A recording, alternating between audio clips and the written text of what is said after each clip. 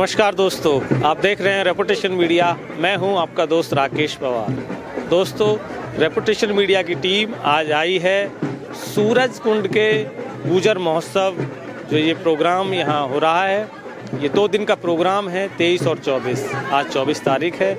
24 तारीख में हम लोग आज सेकंड दिन में यहाँ आए हैं और आज हम यहाँ आपको दिखाएंगे कि गुजर महोत्सव में पूरे देश के लोग यहाँ अलग अलग स्टेट से आए हैं और सभी लोगों ने यहाँ अलग अलग गुजर इतिहास, गुजर कल्चर और गुजरों से जुड़ी हुई तमाम पुरानी चीज़ें, उन सब की यहाँ प्रदर्शनी लगाई है।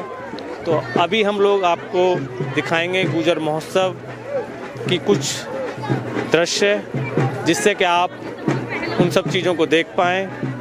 तो आइए, मैं कहूँगा अपने कैमरामैन से कि वो चलेंगे मेरे साथ साथ। तो आइए हम लोग दिखाते हैं। ये इधर से दिखाना, ये गुजर समाज है, उसका इतिहास यहाँ दिखा रहे हैं। देखिए, मैं आपको दिखाता हूँ, यहाँ दिखाएं। ये जोगराज सिंह पवार, जो उनका इतिहास यहाँ दर्शाया जा रहा है सूक्ष्म में। तो यहाँ धीरे धीरे सबको गुजरों का आइए सब लोग यहाँ ये प्राचीन गुजर, मैं कैमरामैन से कहूँगा यहाँ इधर दिखाएं। ये प्राचीन गुजर प्रतिहार राज्य के बारे में नई जानकारियाँ मिली हैं, ये उसके बारे में इन्होंने दिया है। आइए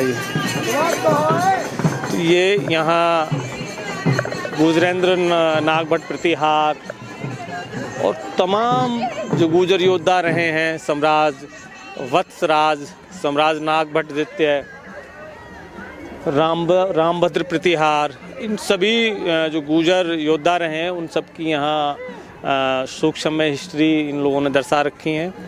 तो बारी बारी से हम लोग दिखाएंगे आपको। आइए यहाँ गुजर प्रतिहार सम्राट मिहिर भोज का भी इन्होंने यहाँ सूक्ष्म में एक इंट्रोडक्शन दिया हुआ है। तो ऐसे ही ये सारी स्टॉल, जितने भी गुजर योद्धा इतिहास में रहे हैं, जिन्होंने देश और गुजर समाज के लिए अच्छे कार्य किए हैं, उन सब का इतिहास यहाँ दर्शाया जा रहा है। तो आइए चलते हैं आगे की तरफ।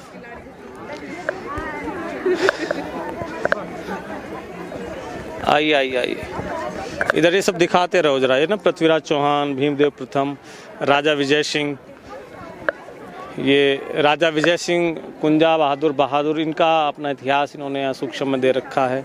आइए अभी हम लोग आपको दिखाएंगे। यहाँ मेले में काफ़ी भीड़ है। गुजर समाज की युवक युवतियाँ यहाँ सब लोग इन सब दृश्यों को देखने आ रहे हैं। और अभी आपको मैं दिखाऊंगा कि यहाँ पूरे देश में जो ग्राम पाठशाला एक टीम जो काम कर रही है, जो गाँव के अंदर लाइब्रेरी खुलवा रहे हैं, उनकी भी स्टॉल यहाँ लगी हुई है। मैं कैमरामैन से कहूँगा एक बार दिखाएं। टीम पाठशाला का विजन, अपने गांव की अपनी लाइब्रेरी, गांव के लोगों द्वारा और गांव के बच्चों के लिए, ये बड़ा शानदार मैसेज यहाँ दे रहे हैं। और यहाँ ये स्टॉल लगी हुई है। आप लोग गुजर इतिहास की बुक्स यहाँ हैं। इतिहास का उत्कर्ष काल, गुजर प्रतिहार वंश की बुक्स है यहाँ। गुजर जाति का गौरवशाली इतिहास, तीसरी बुक है इसके अंदर। ये बुक्स हैं यहाँ, गुजर जाति का राजनीतिक एवं सांस्कृतिक इतिहास, डॉक्टर दयाराम वर्मा की बुक्स लिखी हुई हैं। ये स्टॉल पर जो बुक्स हैं वो गुजर इतिहास से जुड़ी हुई हैं। आइए मैं आप लोग राजा विजय सिंह के इतिहास को लेकर यहाँ स्टॉल लगाई हुई है आपने, तो कुछ राजा विजय सिंह के बारे में आप कहना चाहेंगे? इधर आ जाइए थोड़ा सा सामने। क्या नाम है आपका? मेरा नाम शिव कुमार है। शिव कुमार जी कहाँ के रहने वाले हैं? मैं ग्राम कुंजा बहादुरपुर का रहने वाला हूँ। अच्छा, कुंजा बहादुरपुर के ही रहने वाले हैं। जी। गुजर महोत्सव यहाँ मनाया जा रहा है और पूरे देश के गुजर यहाँ आ रहे हैं। जी। अपना इतिहास, अपनी संस्कृति को लेकर देखने के लिए। जी। तो राजा विजय सिंह के नाम से आपने स्टॉल लगाई हुई है, तो क्या कहना चाहेंगे राजा विजय सिंह के बारे में आप? देखिए, जैसा कि हम सभी जानते हैं कि देश की पहली क्रांति 1857 से शुरू हुई थी जी। लेकिन उससे भी 35 वर्ष पूर्व 1822 से 1824 में देश की पहली क्रांति ग्राम कुंजा बहादुरपुर से शुरुआत हुई थी, जिसको अभी मतलब हाईलाइट नहीं हो पाई थी, लोगों ने नहीं जाना था, वो दबी हुई थी जी। अब हमारा ये प्रयास है कि जो सच्चाई है, जो देश की पहली क्रांति ग्राम कुंजा बहादुरपुर शुरू हुई थी, तो हम उसे लोगों के सामने दिखाएं, उसका प्रचार प्रसार करें। हम लगभग 25-30 साल से लगे हैं वहाँ पर। देश के उपराष्ट्रपति राजा विजय सिंह की क्या भूमिका थी उसमें? राजा विजय सिंह कहाँ के राजा थे, ये थोड़ा सा बताइए। राजा विजय सिंह लंढौरा रियासत से संबंधित थे जी। राजा 1813 में राजा रामदयाल की मृत्यु के उपरांत जी जो है अंग्रेजों ने फूट डालो और राजनीति करो, वो वाली अपनी प्रक्रिया, राज करो इन पे, वो प्रक्रिया अपनाई हुई थी। उसके तहत उन्होंने आपस में वहाँ के परिवार को आपस में भिड़ा दिया और छोटे छोटे ताल्लुकों में उसका बंटवारा कर दिया। उसमें से एक ताल्लुका राजा विजय सिंह को मिला, लेकिन राजा विजय सिंह ने ये देखा कि अंग्रेज हमारी जनता है उसको सता रहे हैं, लगान ज़बरदस्ती वसूल कर रहे हैं, खेती में आमदनी नहीं हो रही है, अत्याचार कर रहे हैं। तो उन्होंने कहा कि तुम होते कौन हो? देश हमारा, राजा हम, प्रजा हमारी, तो तुम्हारे अत्याचार हम सहन नहीं करेंगे। उन्होंने इनके विरुद्ध बगावत कर दी, बगावत का बिगुल फूंक दिया। अंग्रेजों को ये बात सहन नहीं हुई, उन्होंने उनका सामने युद्ध किया और उसमें हमारे 152 सेनापति उनका राजा विजय सिंह और सेनापति कल्याण सिंह को वीर गति प्राप्त हुई। लेकिन फिर भी इन्होंने जो वहाँ पर लोग बचे थे 152 आदमियों को वहाँ से पकड़ लिया और रुड़की के पास सुनहरा वट वृक्ष है, वहाँ पर बरगद के पेड़ पर टांग कर एक ही दिन में 152 आदमियों को फांसी दे दी गई। जिनमें राजा विजय सिंह भी थे। राजा विजय सिंह की मृत्यु तो उस दिन शहीद हो चुके थे वहीं पे किले में ही। हाँ, किले में। कौन से? ये 1857 से पहले की बात? 1857 से 35 वर्ष पूर्व, 1822 से 1824 तक इनका विकराल रूप रहा। वैसे तो ये क्रांति उनके जो बाकी सेना थी 1828 तक ये लगातार मिशन चलता रहा है जी। राजा विजय सिंह की जो शहादत थी, जो उनका देश के लिए योगदान था, उसको दबा दिया गया। दबा दिया गया। हाँ जी जी, सामने नहीं है। जी जी। मैं तो यहाँ स्टॉल लगाकर राजा विजय सिंह के इतिहास के बारे में बता रहे हैं। मैं तो धन्यवाद देना चाहूँगा गुर्जर महोत्सव के आयोजकों का कि जिस काम को हमें लोगों को या देश के सामने रखने में 200 वर्ष लग गए, उस काम को हम 2 दिन में यहाँ कर पाए। मैं आयोजकों का, इस ट्रस्ट का बहुत बहुत धन्यवाद अदा करना चाहूँगा कि हमें एक बहुत बड़ा मंच यहाँ पर मिला है। जो हमारा मिशन है वो 2 दिन आने पर यहाँ पर कामयाब हुआ। शहीद राजा विजय सिंह के श्रद्धासुमन अर्पित करने पर आने के लिए वहाँ पर देश के उपराष्ट्रपति वेंकैया नायडू भी 30 नवंबर 2019 को आ चुके हैं। प्रधानमंत्री नरेंद्र मोदी जी भी वर्चुअल रैली के माध्यम से वहाँ का संबोधन कर चुके हैं और उत्तर प्रदेश और उत्तराखंड के लगभग 7 मुख्यमंत्री और दर्जनों मंत्री वहाँ पर आ चुके हैं। तो मैं आपसे भी निवेदन करूंगा कि वो आप भी वहाँ पर आए। वहाँ पर स्मारक बना हुआ है। कुंजा बहादुर एग्जैक्ट कहाँ है गाँव? कुंजा बहादुरपुर जनपद हरिद्वार में उत्तराखंड का एक गांव है जो रुड़की से, तहसील कौन सी है? तहसील भगवानपुर है, रुड़की से 15 किलोमीटर पश्चिम में और भगवानपुर जो हमारी तहसील से उससे 9-10 किलोमीटर दक्षिण में स्थित है। तो वहाँ उनके इतिहास से जुड़ी हुई कुछ चीजें हैं? हाँ, इतिहास से जुड़ी चीज शहीद स्मारक बना हुआ है। उन्हीं के नाम पर शहीद राजा विजय सिंह राजकीय इंटर कॉलेज की स्थापना है। अभी पिछले वर्ष धामी जी ने, वहाँ के मुख्यमंत्री ने, कृषि महाविद्यालय की घोषणा की गई है, जिसके हम प्रयास में लगे हैं और संभवतः ही वो जल्दी पूरा होगा। चलिए ठीक है, बहुत बहुत धन्यवाद। धन्यवाद। चलिए आइए, मैं इधर कहूँगा अपने कैमरामैन से आए आगे इधर तरफ चला। कुछ स्टॉल्स देखिए, क्या हाल है जनाब? राम जी, राम राम सर। राम राम, कैसे हैं? बढ़िया बढ़िया, आशीर्वाद और बढ़िया। बहुत शानदार प्रोग्राम आप लोग कर रहे हो यहाँ। नहीं, ये हमारा नहीं है जी। अरे भाई, ये सभी गुजरों समाज का प्रोग्राम है। समाज का प्रोग्राम मतलब है, मेरे संगठन का नहीं है, पर हमारे समाज का प्रोग्राम है, इसमें हम आए हैं। ऐसा है तो संगठन है ना जी, वो हमारी नदियाँ हैं जी जी, सबको जोड़कर महासागर बनाया है। ये महासागर में आप आए हो ना, तो सागर की बात होनी चाहिए। चलिए आइए आइए, दिखाइए, आइए। और बहुत आप दिखाते रहिए एक बार जरा इधर। मैं कहूँगा कैमरामैन से कि जरा इधर आए। ये यहाँ एक बोर्ड लगा हुआ है जिसकी इन्फॉर्मेशन है 2003 का ऑपरेशन सर्वविनाश, जब आतंकियों पर काल बनकर टूटे थे कश्मीरी गुजर, मार डाले थे 65 आतंकवादी। ये उससे जुड़ी हुई इन्फॉर्मेशन है यहाँ। आइए देखिए, यहाँ पूरा सैलाब, पूरी बच्चे, महिलाएं, आदमी, सब लोग यहाँ प्रोग्राम में आ रहे हैं। तो आइए दिखाते रहें एक बार ज़रा इधर। यहाँ भी एक बोर्ड लगा हुआ है, आप जरा दिखाइए। 1857 का हिंडन का महायुद्ध गुर्जर विद्रोही और ब्रिटिश सेना के बीच, इसकी भी इंफॉर्मेशन यहाँ दी गई है और सूक्ष्म में इसका एक इतिहास इन्होंने यहाँ दर्शाया है। तो आइए इधर भी हम लोग दिखाते हैं एक बार। यहाँ कुछ स्टॉल्स लगी हुई हैं, इधर आइए। ये सबलगढ़ फोर्ट, यहाँ स्वर्गीय डॉक्टर रामचंद्र विकल जो हमारे नेता रहे हैं, ये स्वतंत्रता सेनानी, पूर्व सांसद और उप मुख्यमंत्री उत्तर प्रदेश, उनके भी बारे में यहाँ डिटेल दी गई हैं। और ये गुर्जरों के सबसे पहले लेफ्टिनेंट कर्नल रहे हैं स्वर्गीय गिरधारी सिंह, इनके बारे में यहाँ सूक्ष्म जानकारी दी गई है। आइए और दर्शकों को कुछ और दिखाते हैं। एक स्टॉल यहाँ और लगी हुई है, इसको भी मैं आपको दिखाता हूँ। ये दहेज एक अभिशाप निवारण समिति का यहाँ एक स्टॉल लगी हुई है। दहेज से रिलेटेड इन्होंने यहाँ कुछ जागरूक प्रोग्राम कर रखे हैं। बाबूजी जरा थोड़ा सा आप एक मिनट साइड होंगे। ये स्टॉल यहाँ आप लोगों ने लगा रखे बाबूजी? कौन है, जरा बात किन से होंगी? अच्छा, हाँ बोलिए जी, मैं ही हूँ। अच्छा, आप ही हैं। तो हाँ जी, आप कल हैं आप? चलो आप ही बताइए, ये दहेज एक अभिशाप निवारण जो प्रोग्राम आप लोग कर रहे हैं, इसके बारे में क्या कहना है आपका? हम इसके बारे में ये कहना है कि हमारे समाज में जो लड़कियों की शिक्षा है वो इससे बाधित हो जाती है। कई बार जब दहेज की शादी करते हैं, समाज में बहुत सारे लोग हैं जो बच्चियों को अच्छा सा पढ़ाना चाहते हैं, लेकिन योग्य वर मिलने में जब दिक्कतें आती हैं, क्योंकि अगर पैसा नहीं होता है तो इसलिए वो पहले ही पढ़ाई रोक देते हैं कि उसके बच्चों का मैच मिलाने के लिए फिर ज़्यादा दहेज देना पड़ेगा। तो अभी बहुत तेज़ी से ये मुहिम हमारे समाज में चल रही है, लोग काम कर रहे हैं। खुद मैंने अपनी बेटी की शादी बिना दहेज की, बेटे की शादी बिना दहेज की। मेरा नाम धन सिंह बैसला है। मैं पलवल जिला से बड़ौली गांव का रहने वाला हूं जी। और हाँ, तो हमने अपनी बेटी की शादी बिना दहेज की है। बेटे की शादी बिना दहेज की, भतीजे की शादी भी बिना दहेज की है। और बच्चे अच्छे से पढ़ाए हैं। बेटी एमटेक है, एक बेटी यूजीसी नेट क्वालिफाई किया है उन्होंने, और वो प्रोफेसर के लिए क्वालिफाई करती हैं और पीएचडी कर रही हैं अभी। तो भतीजा है, उसकी शादी भी बिना दहेज की है।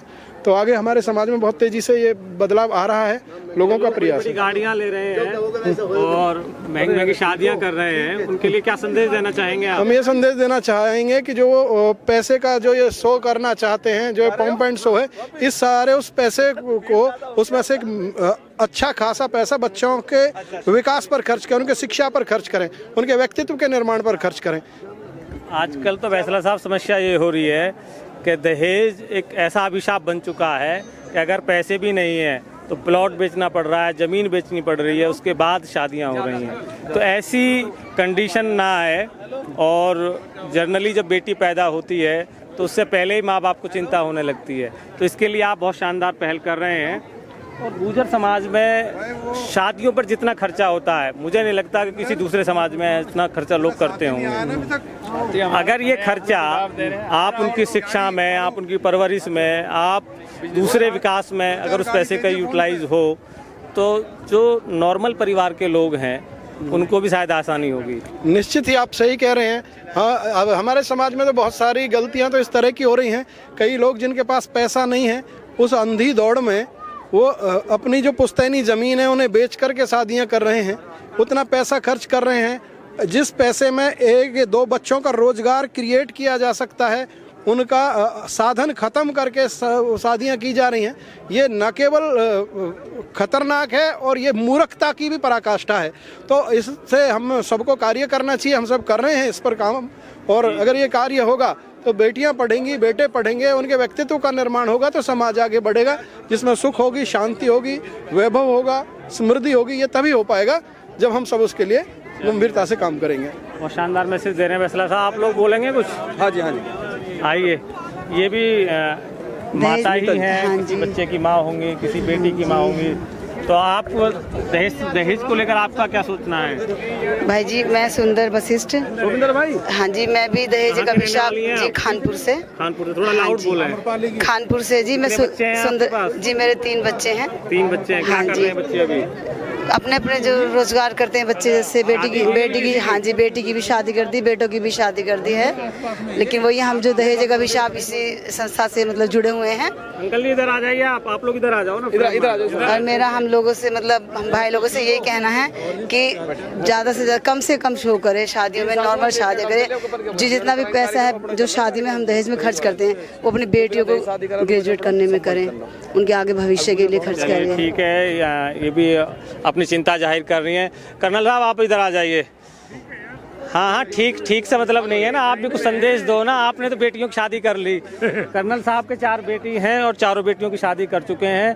आप फाइनल हैं, आप थोड़ा सा समाज के लिए बताइए कि दहेज को लेकर आपकी क्या सोचना है? भाई दहेज तो देखो ऐसा है कि इसमें मैं कुछ कहूँ तो लोगों को बुरा लगेगा। बुरा लगने दो ना, हाँ, बुरे से क्या दहेज मतलब है? यहाँ कोई दहेज करने थोड़ी आए हैं। हाँ, दहेज से तो ज़्यादा कुप्रथा ये है कि जो कई हजार लोगों को इकट्ठा करके भोजन करा रहे हैं, पैसे की बर्बादी कर रहे हैं, उस पैसे को बेटियों को दें और उनके एजुकेशन पे खर्च करें, उनको शादी से पहले इस लायक योग्य बनाएं कि कम से कम वो अपने पैरों पे खड़ी हों, अपने माँ बाप को मजबूत करें और जिस घर में जाएं उस घर को मजबूत करें, है ना।